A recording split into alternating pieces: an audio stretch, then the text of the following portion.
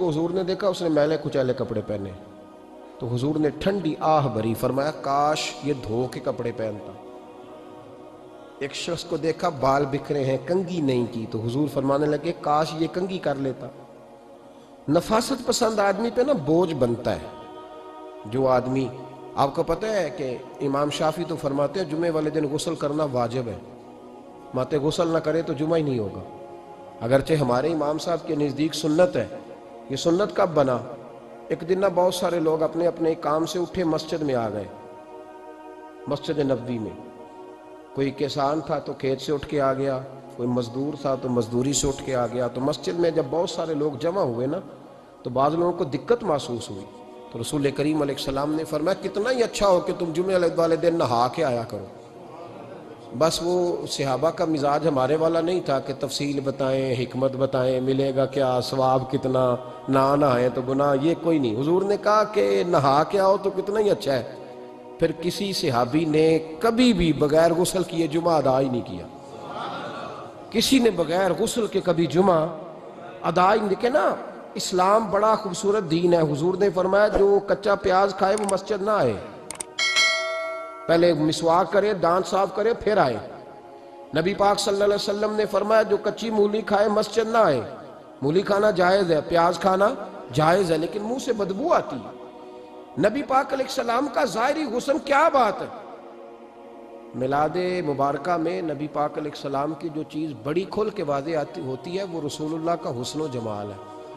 آپ کی والدہ، آپ کی والدہ، آپ کی والدہ سیدہ طیبہ طاہرہ حضرت سیدہ آمنہ رضی اللہ تعالیٰ، اماں جی کہتی ہیں کہ میرے محبوب جب میرے بطن اقدس میں آئے تو جو تکالیف عورتوں کو ہوتی ہے مجھے ان میں سے کوئی تکلیف بھی نہیں ہوئی، اور اماں جی کہتی ہیں مجھے کبھی کوئی ثقل، کوئی بوجھ محسوس نہیں ہوا، اور فرماتی ہیں کہ جو ولادت کے وقت لوگوں کو، عورتوں کو تکلیف ہوتی ہے مجھے وہ بھی نہیں ہوئی، اور فرماتی ہیں کہ نبی کریم علیہ السلام پیدا ہوئے تو ہمیں حضور علیہ السلام کی ناف کو کاٹنا نہیں پڑا، ناف بریدہ پیدا ہوئے، ختنہ شدہ پیدا ہوئے۔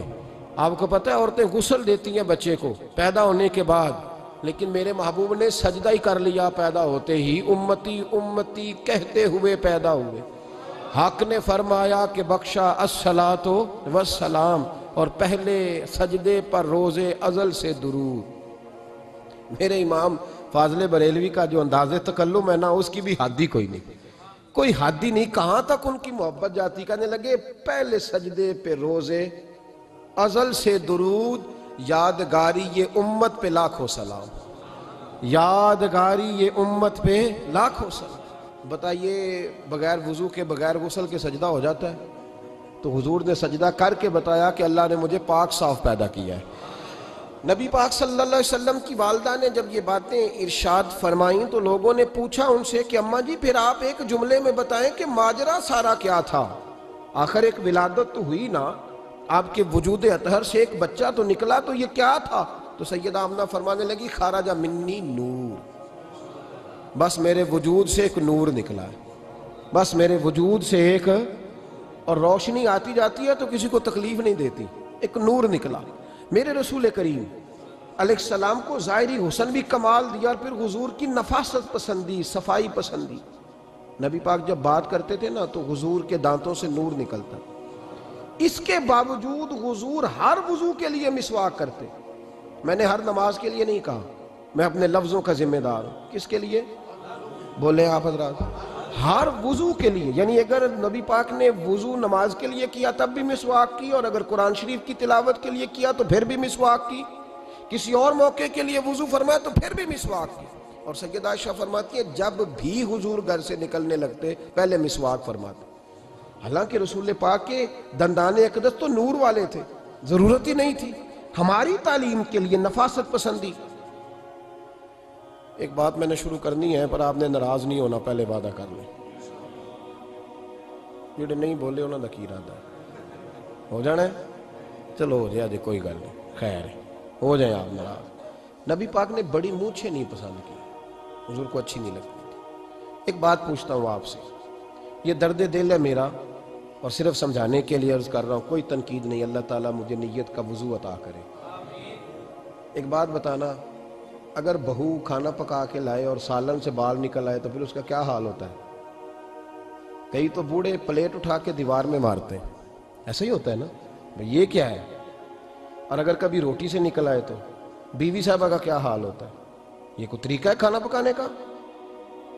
اور اللہ تعالیٰ معاف کرے، اگر کبھی ہوٹل میں چلے جائیں امیر لوگ 15,000 کا ڈنر کرنے، تو وہاں کسی سالن کی پلیٹ سے بال نکل آئے تو پھر تو پیسے کیا دینے ہیں، پھر تو ان کو اور جرمانہ ہو جاتا ہے۔ یہ تو سارے بال نکل آئے تو مشکل، اور ویسے بھی جو نفاست ہے نا طبیعت کی، اس پر بوجھ بنتا ہے، بال کھانے میں ہو آٹے میں ہو تو بوجھ بنتا ہے۔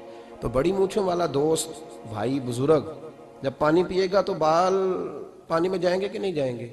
حکیم اور ڈاکٹر کہتے ہیں کہ کینسر کے مرض کا خطرہ ہے۔ اب باقی بھی راضی نہ ہوں، حضور نے بڑی مونچھیں بھی پسند نہیں کی اور چھوٹی داڑھی بھی پسند نہیں کی۔ حضور نے فرمایا داڑھیاں بڑھاؤ، مونچھوں کو پست کرو، مشرکین کی مخالفت کرو۔ اور ایک مقام پہ رسول پاک علیہ السلام نے یہاں تک فرمایا کہ جو مونچھیں پست نہیں کرتا وہ ہم میں سے ہے ہی نہیں۔ اتنے سخت لفظ۔ ایک صحابی تھے، آپ یقین کریں نا، کئی دفعہ دوستوں کو کہنا پڑتا ہے، اور کئی دفعہ نا مجھے محسوس ہوتا ہے کہ یار ہم روز ہی کہتے ہیں، لیکن کہتے پتہ کیوں ہے کہ بوجھ بنتا ہے وہ بندہ جو اس طرح کی تباہ کے ساتھ آتا ہے، جو حضور نے پسند نہیں کیا۔ ایک شخص نبی پاک کے سامنے آیا، قاضی عبدالدائم دائم صاحب نے لکھا ہے، بڑی خوبصورت بات لکھی ہے، کہنے لگے حضور کے سامنے وہ اکثر آیا کرتا تھا تو مونچھیں بڑی تھی، حالانکہ داڑھی بھی بڑی تھی، مونچھیں بھی بڑی تھی۔ 2-4 دفعہ حضور نے باتوں باتوں میں تات اللفظ سمجھایا۔ کچھ بندے نہیں سمجھتے، تات اللفظ سمجھاؤ یا بڑا کھول کھول کے سمجھاؤ پر بات سمجھنے کو تیار نہیں ہوتے۔ پتہ نہیں کیا ایسا حسن ہے بھئی، جو حسن نبی پاک نے پسند نہیں کیا وہ کبھی حسن ہو سکتا ہے؟ کبھی خوبصورتی ہو سکتی ہے؟ وہ کسی کا ذاتی کلچر تو ہو سکتا ہے پر دین کی تہذیب نہیں۔ نبی کریم علیہ السلام نے کئی دفعہ سمجھایا تو ان کی سمجھ میں بات نہ آئی۔ ایک دن وہ بیٹھے ہوئے تو حضور نے ایک صحابی سے فرمایا کینچی لاؤ۔ کہنے لگے میں سمجھ گیا کہ میرے ساتھ کچھ ہونے لگا ہے۔ ساتھ ہی حضور نے فرمایا ایک مسواک بھی لانا۔ کہنے لگے میں نے کہا بچت ہو گئی، میرے تو دانت صاف ہے۔ تو یہ شاید اس کی بات ہونے لگی ہے جس کے دانت بھی ٹھیک نہیں۔ دونوں چیزیں جب آ گئی نا تو حضور اٹھے اور نبی پاک نے مسواک ان کے ہونٹوں پہ رکھی، اسی صحابی کے ہونٹوں کے اوپر مسواک رکھ کے تو اوپر سے حضور نے مونچھیں کاٹ لی۔ فرمایا یہ نہ ایسا کرو، یہ چیز مجھے پسند نہیں ہے۔ حضور نے نفاست پسندی کو۔ اب تو اللہ تعالیٰ خیر کرے، ملانگ آ گئے ہیں مارکیٹ میں، ملانگ درویشی فقیری، اور ان کے پاس رش بھی زیادہ ہے، ان کے درباروں پہ بھی رش زیادہ ہے۔ جی کہتے ہیں حضرت صاحب درویش آدمی ہے۔ بھئی روٹی تو پورے ٹائم پہ کھاتا ہے، مونچھیں کٹوانے میں ہی درویش ہو گیا ہے، نہ بال کٹواتا ہے نہ مونچھیں کٹواتا ہے۔ یہ گرو نانک کی تعلیمات ہیں، یہ نبی پاک کی تعلیم نہیں۔ وجود کا کوئی بال نہ کٹوانا یہ سکھوں کا طریقہ ہے۔